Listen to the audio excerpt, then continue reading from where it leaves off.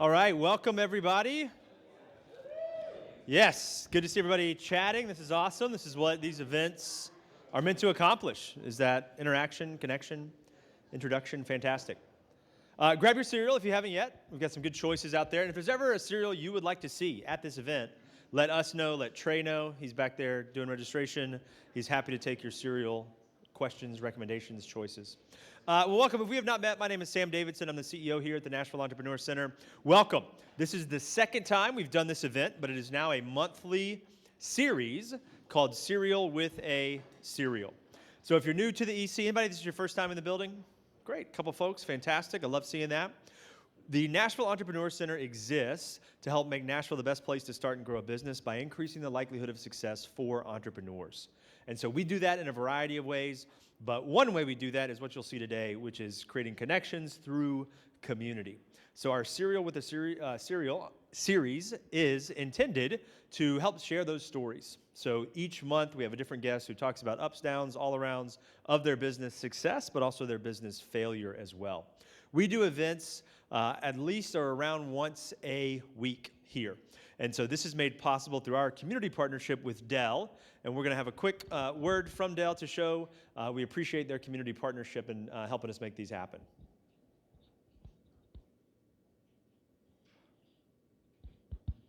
That's ready to scale up. So, what's your game plan?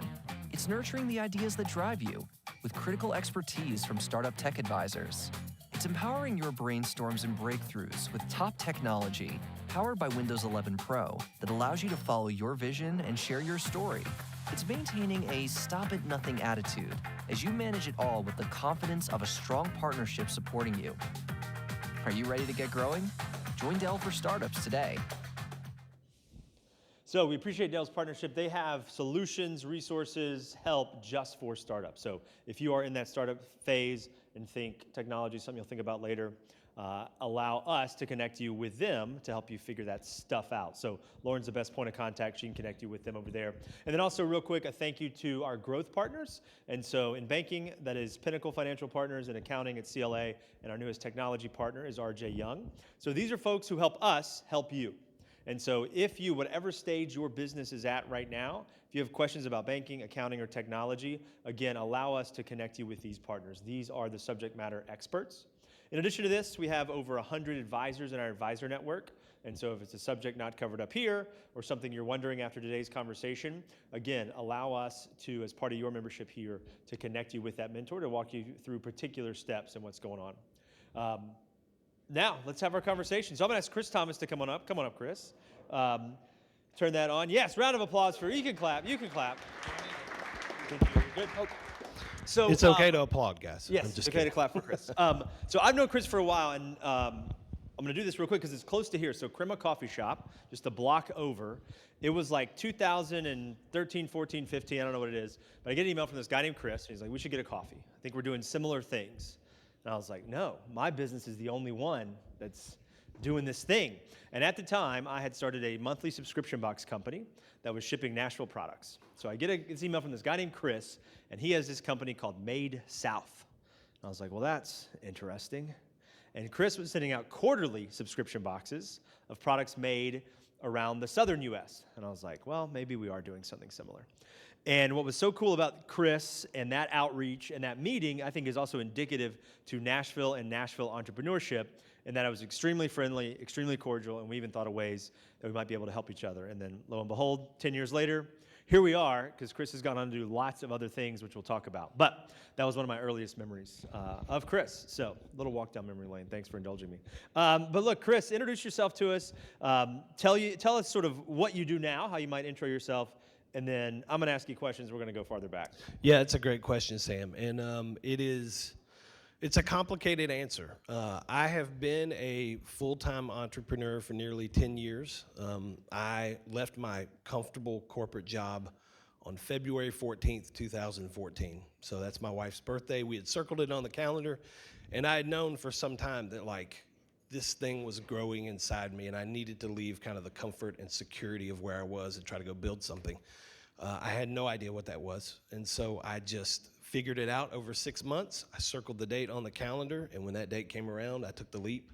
and I haven't looked back, and I have not regretted it. But over that time, it's been mostly kind of a product-based business. I love the South. I love the American South, our slowness, our culture, our people, our food.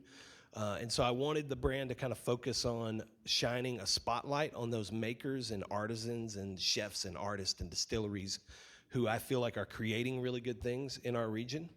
And so we did that through the form of the subscription box. I mean, by the way, are you so happy to be out of that business? Yeah, inventory is a nightmare. So inventory is a nightmare. Even though I love cool products and seeing cool stuff and Yes. love helping product-based entrepreneurs, my first advice is usually like, can you make this into software? Because warehousing and shipping and boxes. I remember pitching terrible. One of the first investors we pitched to, he said, I like the idea, but it involves too many humans. Yeah. And I was like, man. okay, I mean, robots are expensive, so I don't know what you want me to do. I'm so grateful to be out of that. But that is how we got our start as a subscription box business. It evolved a little bit kind of in year two, where a friend of mine came to me and said, hey, I think there's an event that we could do that would gather these makers and these artisans together and invite guests in from the community and really from the region to come meet these people face to face, look them in the eye, hear their story, connect with them, see what they're selling, and actually purchase from them, because we're all about small business and supporting those who are trying to create their own thing. So we did that for many years, still do operate an annual event in the Franklin area that, we had our last event in November, 3,500 people. It was fantastic. Came from all around the country, 25 different states. People traveled in to come to that event. So that's a fun event we continue to do. But then as I got deeper into it, there were more opportunities that were opened up. So I think back kind of my first entry into the Eli Mason brand that we now operate.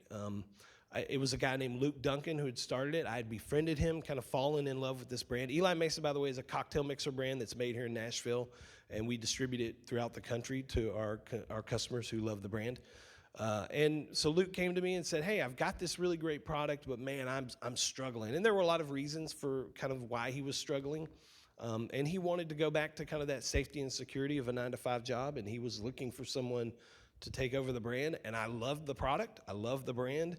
And I saw an opportunity to kind of purchase that from him, and so we've spent many years turning that around to where it's a decent, healthy, profitable small business. So that's been fun. And then I've just been sucked into different things. I mean, these stickers that are laying on your tables, which I hope you guys will take home. I just grabbed some from the office real quick on my way over. But a buddy of mine and I had just a wild idea to start a sticker business a few years ago, and we just wanted to create fun, colorful, high-quality stickers that kind of celebrate the Southern words and phrases and colloquialisms that we heard our grandfathers say growing up.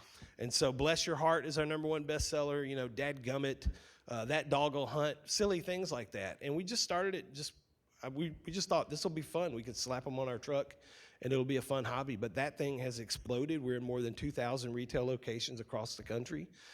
Dollywood is one of our biggest customers. We do a ton of exclusive work for Dollywood and her brand. And so that's been fun. But then now, as I'm thinking about my next 10 years coming up just in a couple of weeks, I've really had to sit down and think, am I, because by the way, I've been the sole operator on every single thing we've done, which 6 months ago, I was stressed out. I'm spreading my time very thinly across these different projects. And none of those brands was getting my best. None of those brands was getting my fresh ideas, fresh energy. I was just putting out fires all the time, or processing orders, which, processing orders is better than putting out fires. But none of those were getting my best. So we've transitioned a little bit now where we're looking for good people to champion these brands full time and give them their all and their best effort. And then I am moving into this season where I feel a calling to walk alongside other entrepreneurs and kind of encourage them, advise them, ask maybe what might seem to be dumb questions, or maybe thought-provoking questions that get them clarity on where they're at and where they're trying to figure out where to go. And I have a book inside me that I'm terrified to write, but I've started sitting down for a couple of hours a week and actually getting the ideas out, and I'm excited about this next season. Thank you. That's awesome. And you all be thinking of questions. There will be a part of this where you get to ask Chris questions. Let's start kind of at the beginning. You mentioned that you were at a day job up until 10 years ago, but even earlier, Did you have entrepreneurial role models growing up? Who was the first entrepreneur you can remember? Was that a thing talked about in your house, a thing you studied? What kind of early days of Chris up through, schooling before you started working? What did that look like? What did that feel like for you? I grew up very blue collar, right down the road, about 20 minutes north of here in Robertson County. And my father, I remember him walking out on a job and never going back. He worked for the Tennessee Valley Authority, and he's an angry man, so that's a whole different conversation. But he stormed out of a job, and he never looked back. He did make his living as a carpenter, as a mechanic, as a renovator, a painter. I mean, he did pretty much anything he could to not go back to that 9 to 5. Now, there were maybe some unhealthy reasons that he was doing that, but I did grow up seeing that modeled in the home, and that Dad was out there making his own way, making sure that we had enough food on the table. So he was kind of my first role model for letting me see that there was a different way to do it. Maybe he wasn't doing it the best way, but I did see there was an alternative to this 9 to 5 grind that I feel like a lot of us fall into. And then, so growing up, you saw that, and then early career. What did you do? What skills did you maybe learn that, looking back, maybe are serving you now? Lessons you saw in your previous sort of life or career. When I dropped out of college, 21 hours away from a finance degree. I hated college. It was not for me. And my cousin, who lives in Dallas, ran a promotional products business that had an office in Dallas and an office here. And she said, Chris, I think you can be good at sales. You like to talk to people. You're relational. And so I would love to give you an opportunity to sit at a desk in my office and try to learn from me how to go do this. And God bless her, I was the worst employee ever. I was just terrible. I was young, I was stupid, I was immature, and I didn't realize the opportunity that she was giving me. The one thing that came from that is when my wife and I were engaged, I had been fairly stupid with money. I was trying at the time on the side to make my living as a golf pro. So I was moonlighting as a golf pro at a local golf course, teaching kids how to swing a golf club. And I was terrible with money. And when we got engaged, I think I made $22,000 that year. And I had opened up a Cabela's credit card because I liked to duck hunt.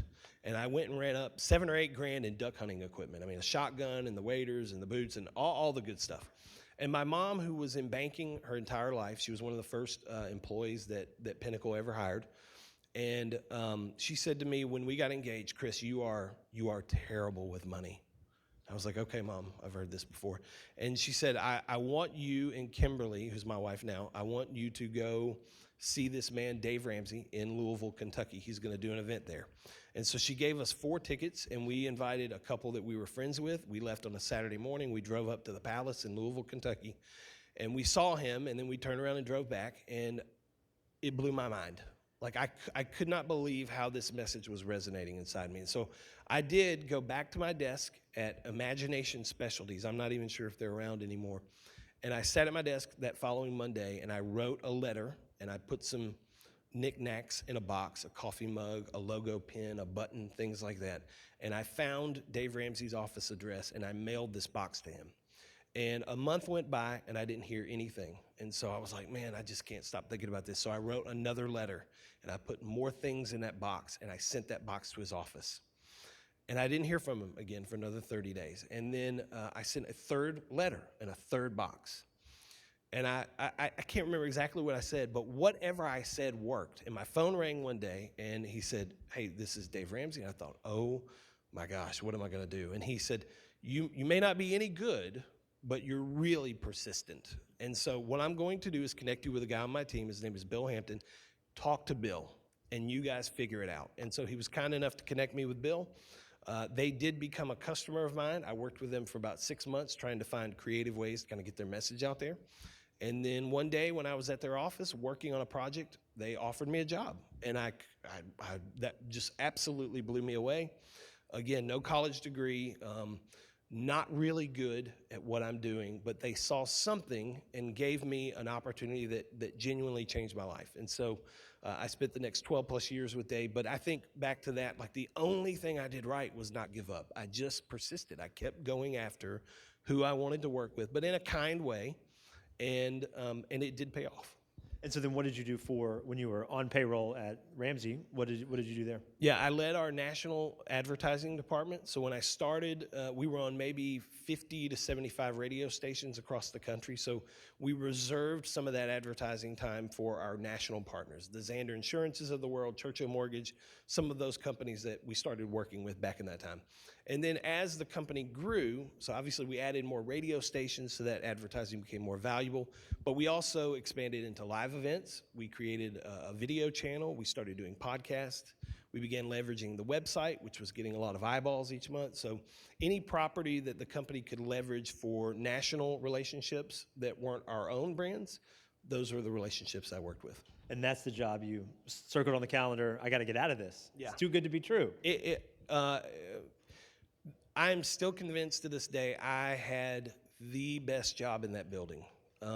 I worked directly with my leader, who for all intents and purposes was the chief executive for Dave's company.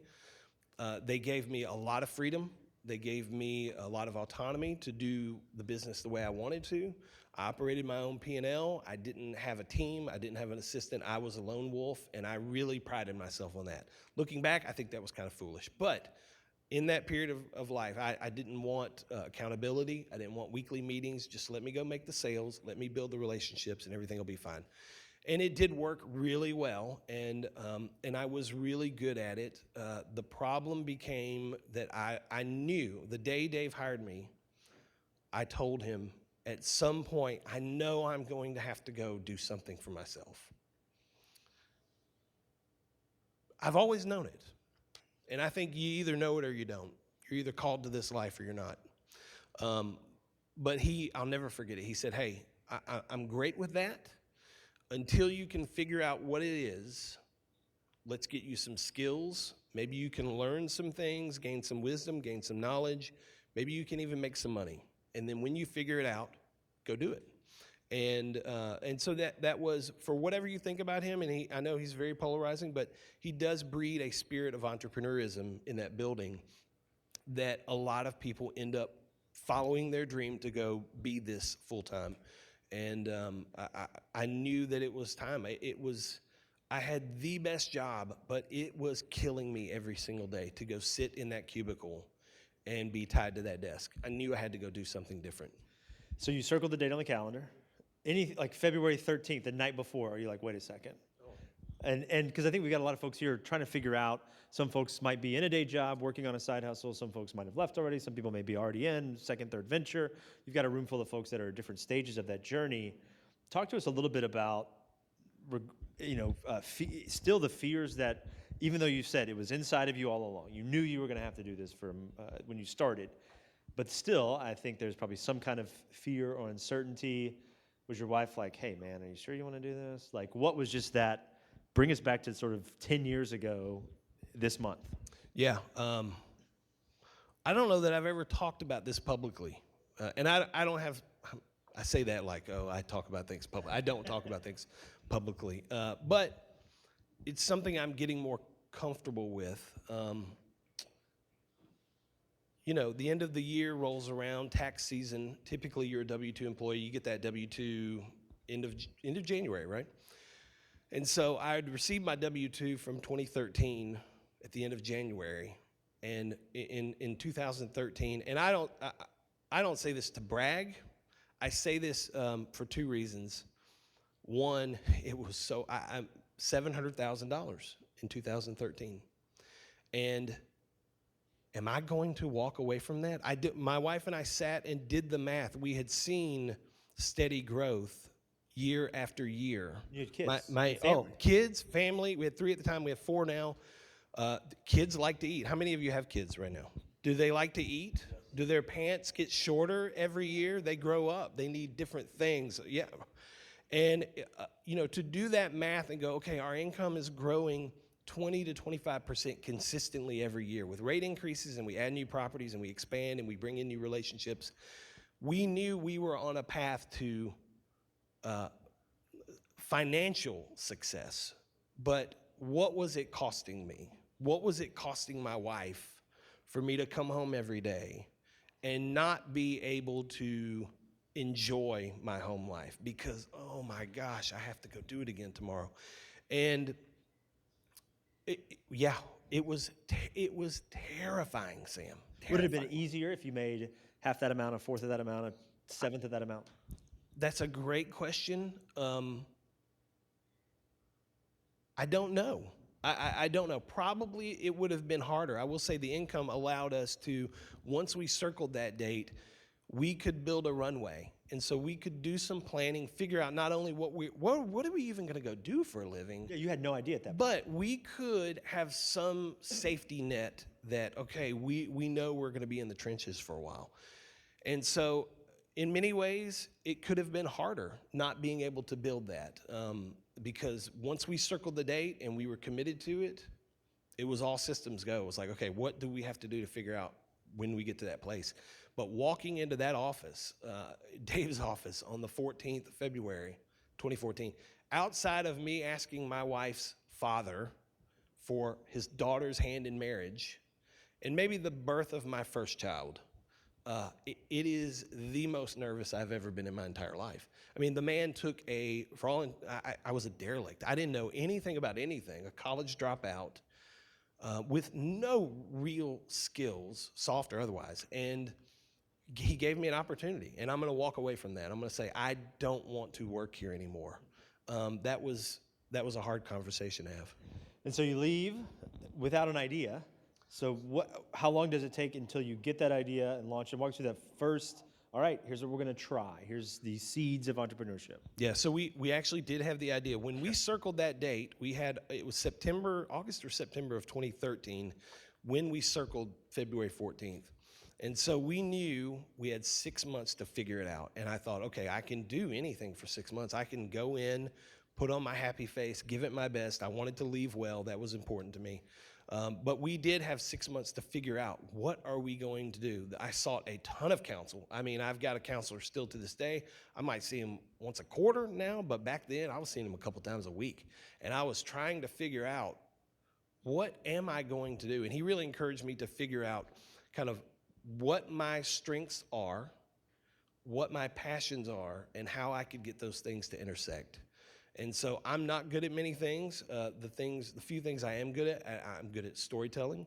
I'm good at making relationships with people. Recommendations are really important to me. I have dear, dear friends who I would not recommend to my worst enemy that you do business with them, because that recommendation is super important. If I like a restaurant, I'm going to tell every single person I know about it. If I don't like it, I'm not the guy who's on Twitter roasting those people. But that was really important to me. Okay, how can I figure out how to do those things that I feel like I'm good at? And now, what am I passionate about? Okay, I'm passionate about small business. I'm passionate about the American South, the slowness of our culture. I'm passionate about those entrepreneurs who are trying to build their own thing every single day. And so we came up with this idea of the Made South subscription box, where we could buy their product at a wholesale rate, repackage it, you know the business, and then ship it out to people who said, oh, I also care about those things. And so we did. We launched that on January 19th and made it available for somebody to click a button and pay us money, which was one of the best days of my life, to actually have somebody I didn't know click that thing and say, yeah, I'll spend my money with you. That was insane to me. I'd never experienced that before. But we did. We gained 230 subscribers in our first 25 days before I walked in to tell Dave. So when I walked into him, it was with a good story of, man, this is what I'm going to go do. This is what I'm excited about. This is how I want to spend the rest of my life. And we've actually launched this thing, and it was a month ago, and it's a side hustle, but holy cow, people are spending money on it. So I had something that I knew I could immediately start working on as soon as I left there.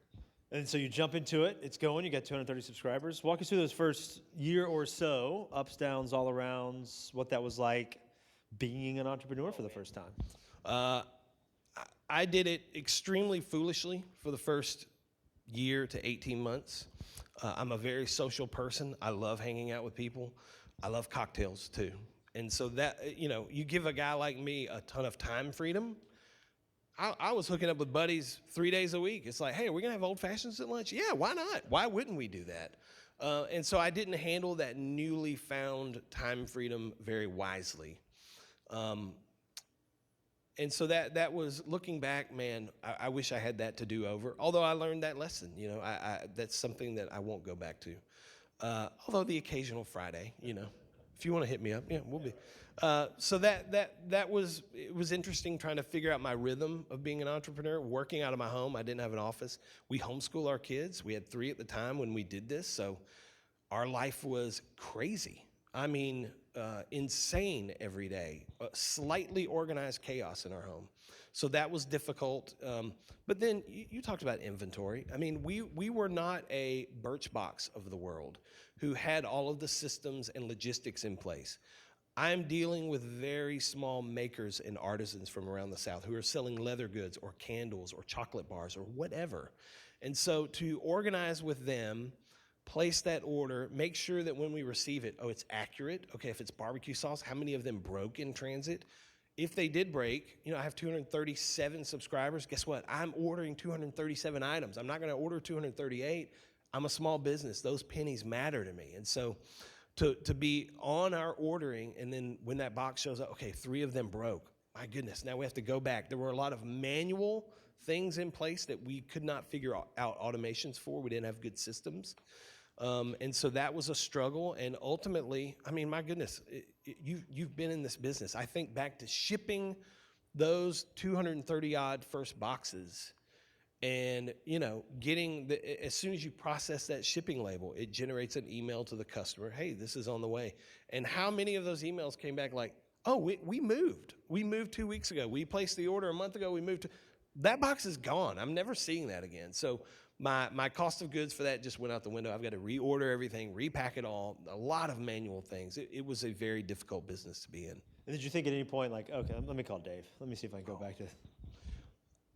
It crossed my mind a few times. Yeah, for sure. There was, again, safety and security in that building.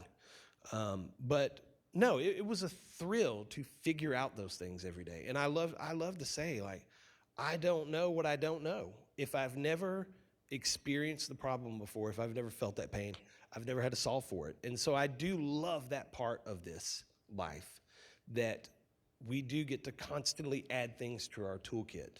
That's really exciting for me. And so you mentioned Luke Duncan started a brand called Eli Mason, a single ingredient cocktail mix. And my former company was purchasing that as well. And I remember Luke one day said, hey, I think I'm going to sell the company. And I said, okay, congrats. A couple of days later, I get an email from Chris. Hey, I bought this company called Eli Mason. I was like, oh, I thought, okay, great. So why grow through acquisition? What was that process like? What did that entail? Because acquisition can be a form of entrepreneurship. So even you as a small business owner at the time, why do that versus, hey, now I've done it once. Let me just go start something else from scratch. Yeah, the product had hooked me, and it fit very well with what we were already doing. And so I'll explain that a little bit. I mean, at the time, in 2017, we had done the boxes 14, 15, 16. We shut them down in December of 2016. Luke walked into my office in January of 2017. Now, I had not connected those things, but we had really shifted from the boxes to being an event business. And so we were seeing a lot of success with putting on these different events, inviting these makers to Franklin, participating, inviting guests in to actually meet these makers. We were seeing a lot of momentum with that. And when Luke walked in, Luke had been one of the makers who had been a part of our events. So I had seen people interact with the brand. I am a sucker for anything made in Nashville. I'm a sucker for old fashions. At the time, my wife had been teaching me about looking at the ingredients on things. And so I was like, okay, there's no high fructose corn syrup in this. It's all natural, nothing artificial. That was a good thing. And most importantly, like when I bought the first bottle that I saw on my local bottle shop shelf and took it home to try it, I made a cocktail for my wife. It was the first whiskey cocktail she ever enjoyed. And so she was like, that's really delicious. Make me another one of those. And I was like, I made a mental note of that. And so then invited him to come be a part of the events. I'd seen guests interact with the brand and how much they enjoyed it. And then when he walked in, I thought, okay, we're doing events cocktails are a part of every single event we do. We always want to welcome somebody with a drink. And so this makes a lot of sense. And the more he talked about it, you know, Luke has a complicated story. For those of you who don't know Luke, and I've talked to him many times since then. He is totally okay sharing these things. But his daughter, he saved up some money to start this brand, had this recipe, created this brand, launched this product, and then shortly, kind of into that move in his life, their daughter got cancer. And he said, man, when he walked into my office, he was like, hey, she's got clean scans now, which, by the way, she's a happy, healthy teenager today, thank the Lord. But when he walked in, he said, man, ever since that day that we found out, we spent our money to take care of her, and it's been like somebody has punched me in the stomach every single day. Plus, I'm trying to push this thing up and get it off the ground.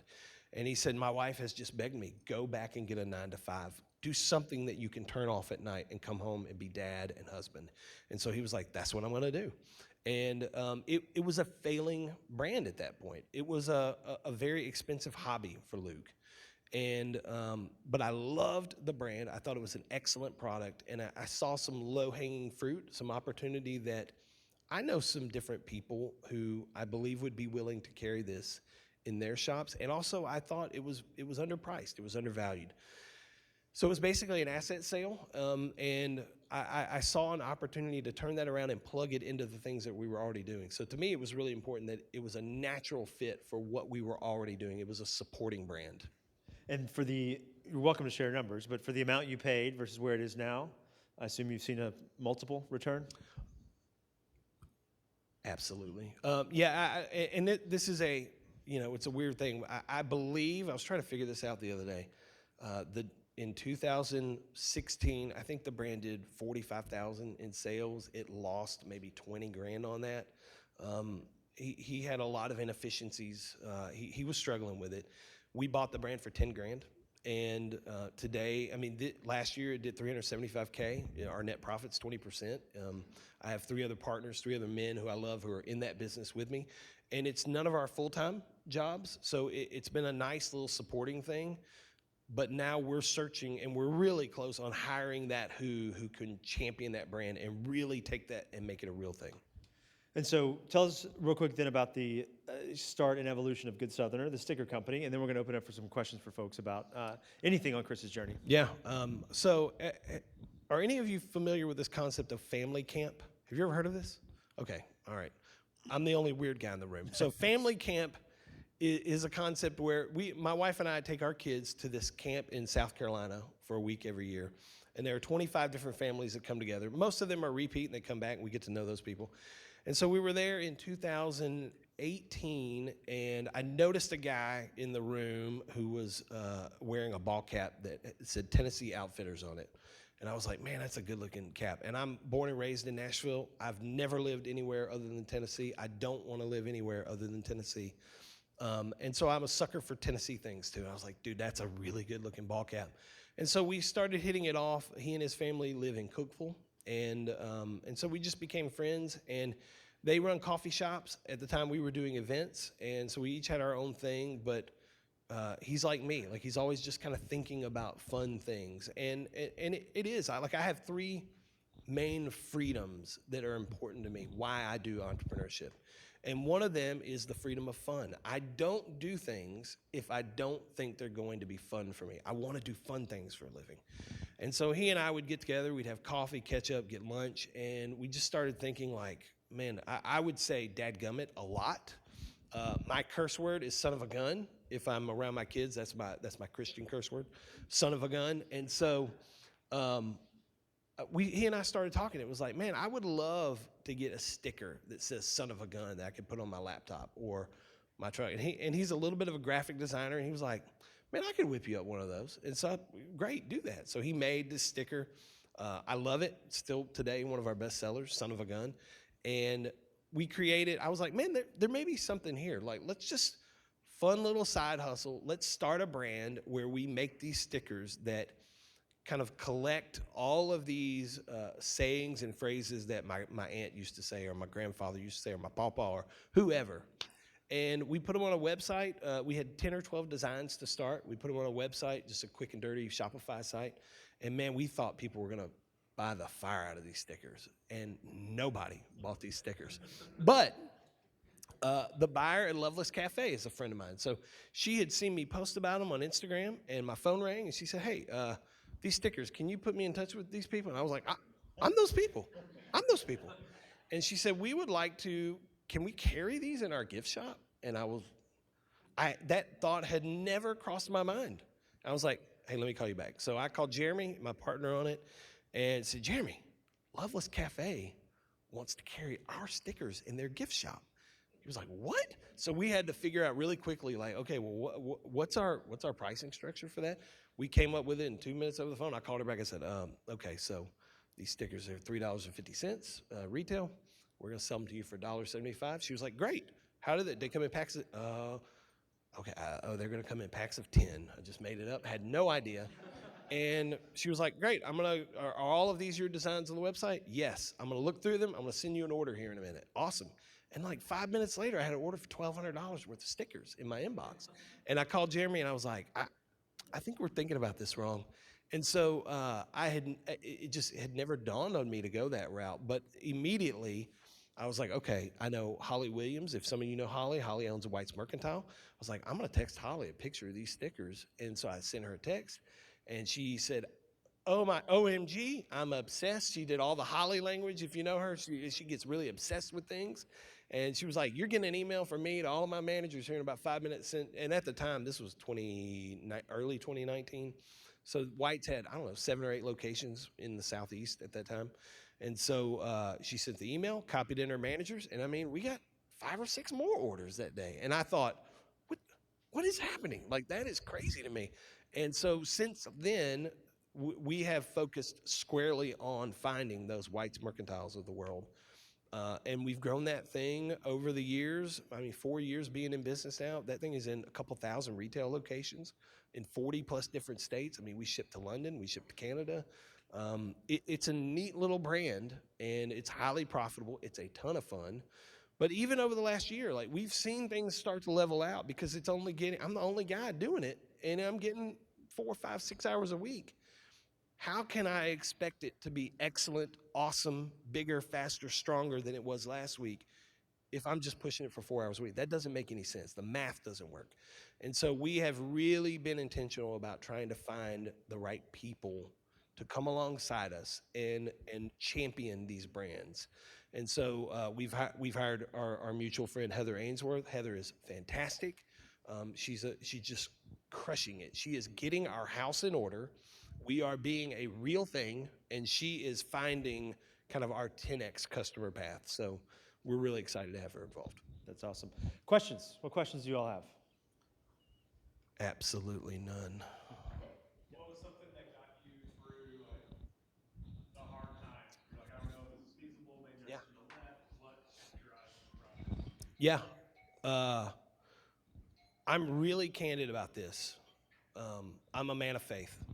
That's my operating principle. I'm a Christian. That's my North Star. That's the way I operate. So my faith is really, really super important to me. And my wife, she would make a place. She has done an awesome job of creating a home that it feels safe for me to fall in. And so I can go to the office, do the hard things, put out the fires, be really stressed out, and she is extremely supportive when I come home. So those are the 2 big things for me. Yes, sir. Yes, sir. I certainly did. So that was a benefit that I had that maybe not everyone has access to, but yes, we did. We at the time had paid off our home, and so we had been investing in, the traditional 401k and Roths and things like that, and we turned all of that off, and we just started hoarding cash for a very short period of time because we knew we were going to have some really lean months. So yes, absolutely, we did that. Did you have, before you did that, you knew when you were going to start, did you have goals or parameters in mind of, okay, if by month 6 we haven't made this, then cut our losses, let me go back and do something else? No, we burn the ships. And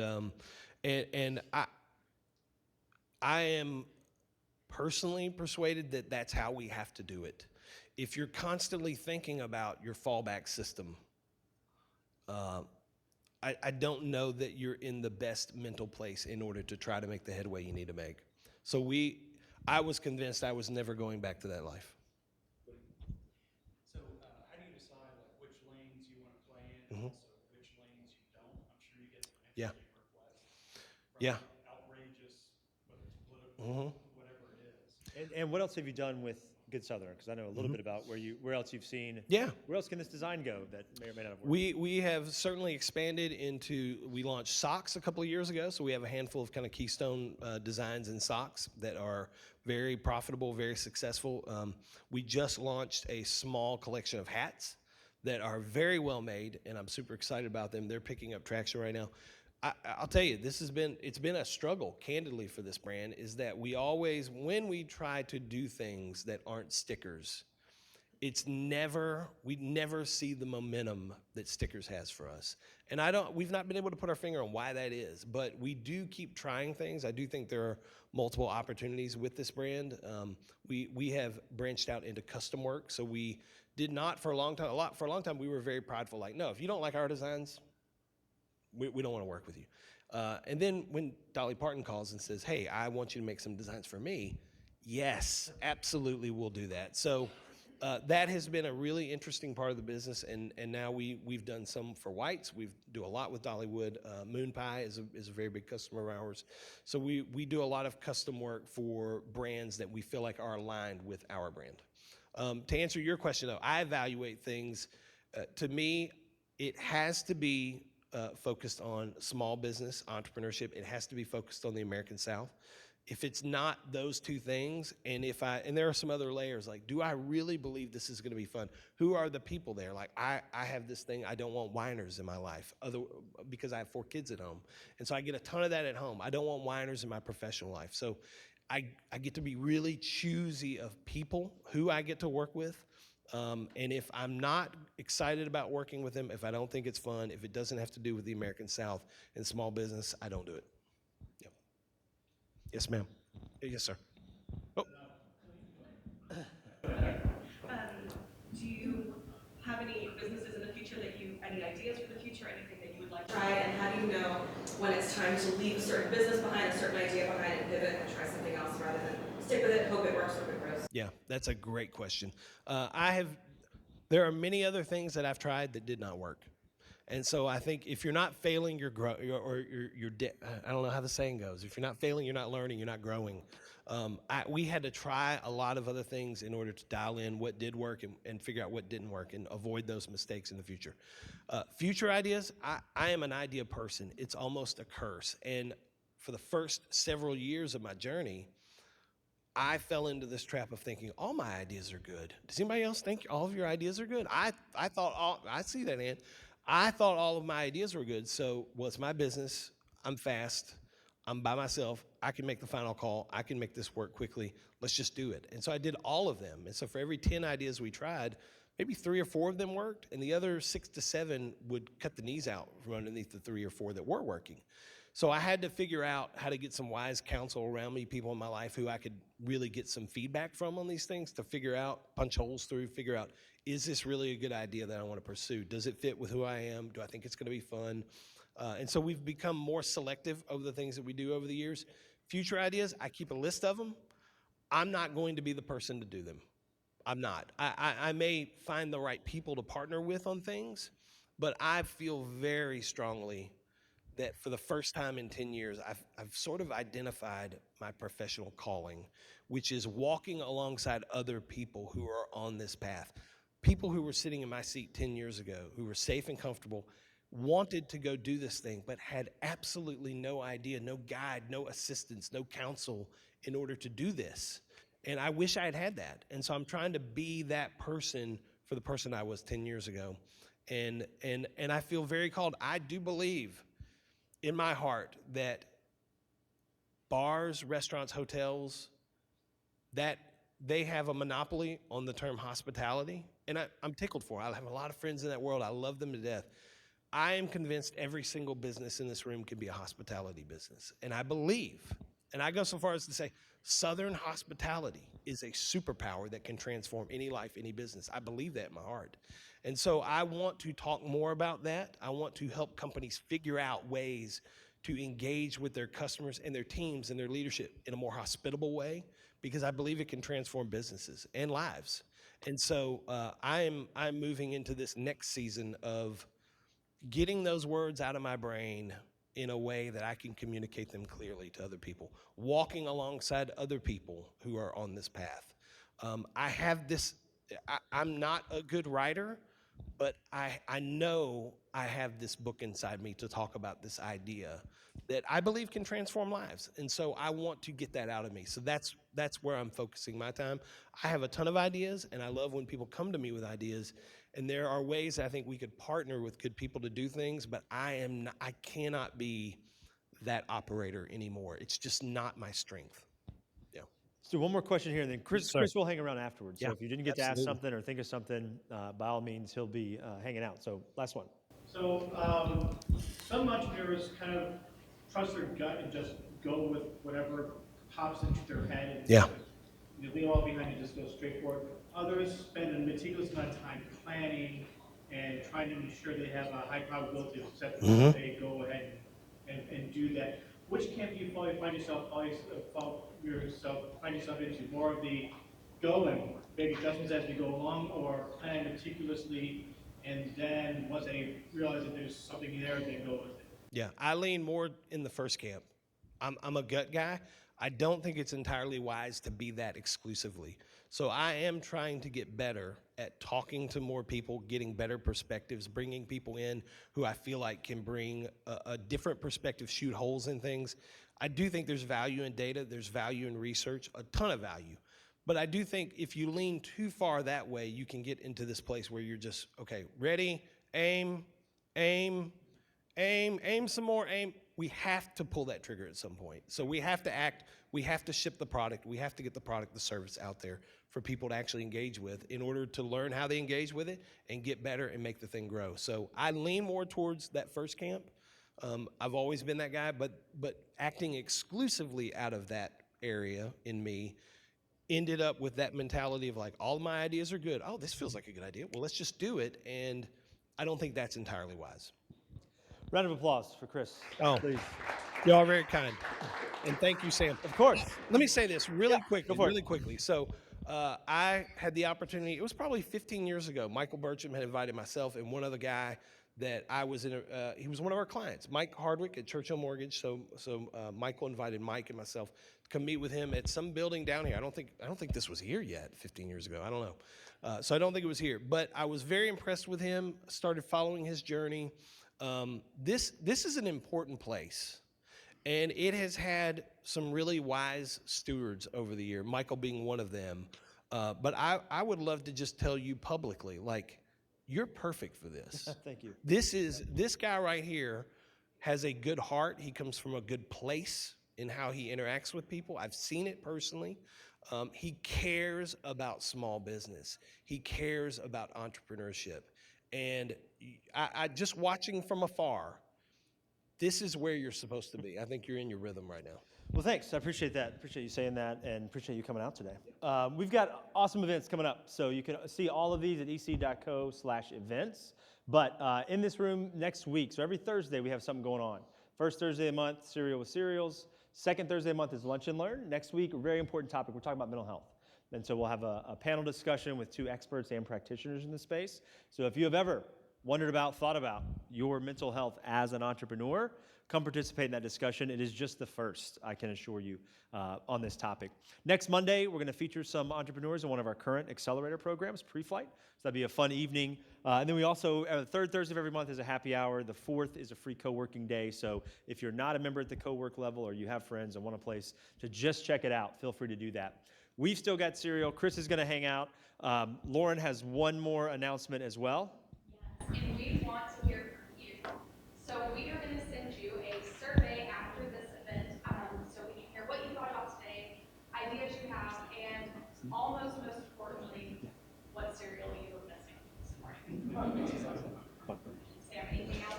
I don't think so. We appreciate you guys being here. Keep hanging out. Can I say one more thing really Yeah, quick? Really quick. I'm sorry. So I just saw Clark Buckner back there. I see this face, and I leaned over to say, "Is that Clark?"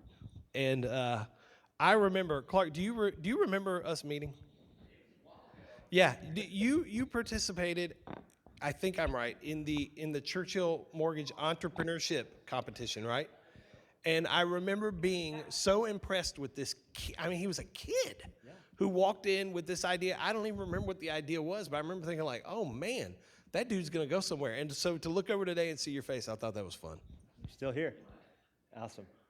Thank you guys again. Appreciate it. Thank y'all.